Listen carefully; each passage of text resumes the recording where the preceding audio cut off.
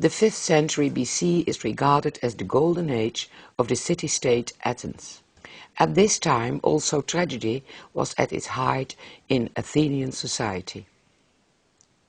In this era, 32 tragedies of 3 playwrights have survived. We have seen the first playwright, Aeschylus, in the foregoing video.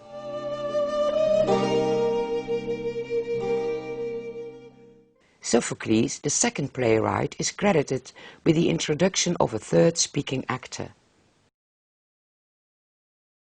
For centuries, the 3 actors became the formal convention.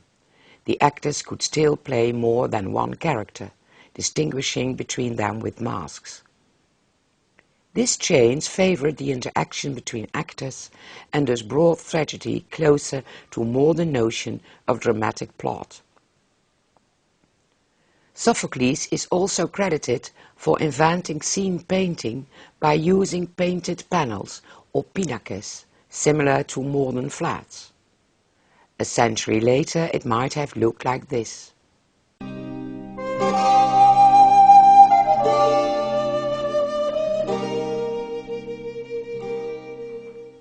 Sophocles is regarded as the most skillful of the 3 dramatists. His play, Oedipus Rex, or King Oedipus, is often called the most perfect Greek tragedy, although, by exception, he did not win the city of Dionysia with this play. Compared to Aeschylus, Sophocles created more complex and psychologically well-motivated characters. We now see a famous scene of Oedipus Rex, in which Oedipus fully realizes that he killed his father and married his mother. Aristotle called this change from ignorance to knowledge anagnorisis. What more do you want to know? This man here was asking you about a child. Was it you who gave him that child? Was it? Yes, it was me. I wish I'd died that day.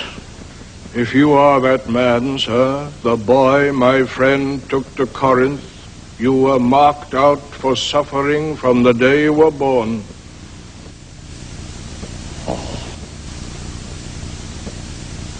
All of it. I know it all now. Nothing left to find. It all came true. Every single word. Let the night come. Daylight has no mercy. It shows too much, too clearly. Yes. My parenthood, a crime. My marriage, a crime. And that murder committed on my own father. I see it all now.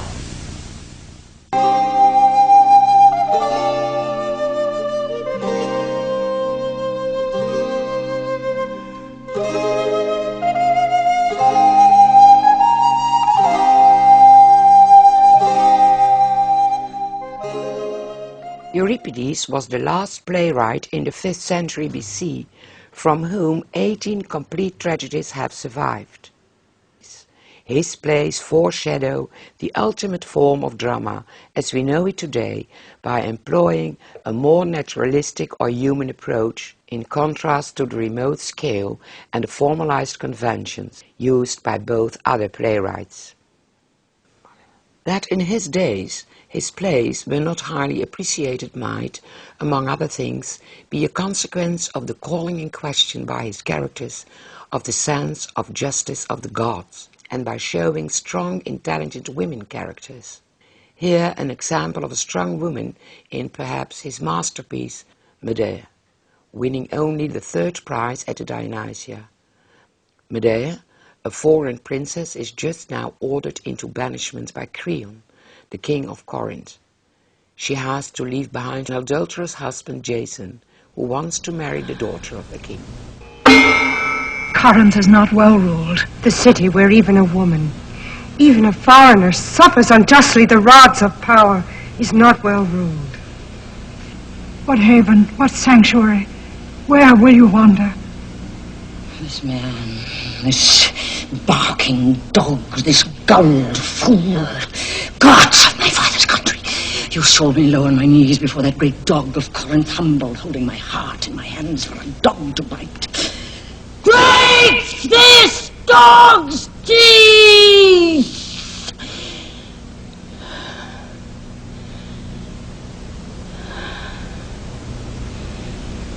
Women, it is a bitter thing to be a woman. A woman is weak for warfare. She must use cunning.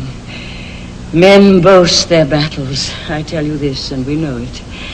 It is easier to stand in battle 3 times in the front line in the stabbing fury than to bear one child. The City of Dionysia festival was held each year in March and started with the announcement by the 3 selected playwrights of the subjects of their tragedy trilogies. Another day, a grand procession or pompe was held, in which citizens, men, women and children, alien residents and representatives from Athenian colonies marched through Athens, carrying the wooden statue of Dionysus from outside the city to the temple of the theatre of Dionysus on the southern slope of the Acropolis. The procession ended in the evening with a revel. Dionysus was not only the god of wine, but also of fertility, the productivity of both human beings and the land. The phallus was a popular symbol of fertility in those days. Therefore, wooden or bronze phalli were carried in the procession, and a cart pulled a much larger phallus. A similar custom can still be seen in Japan.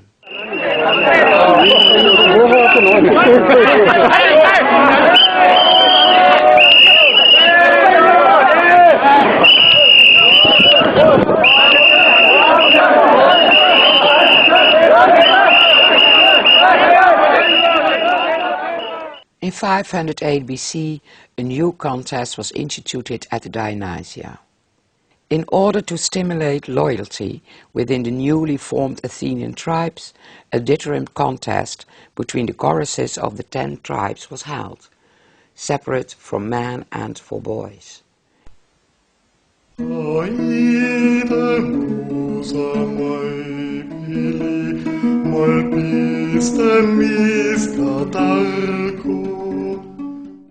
The singing performances were musically accompanied by instruments like lyres and cithars.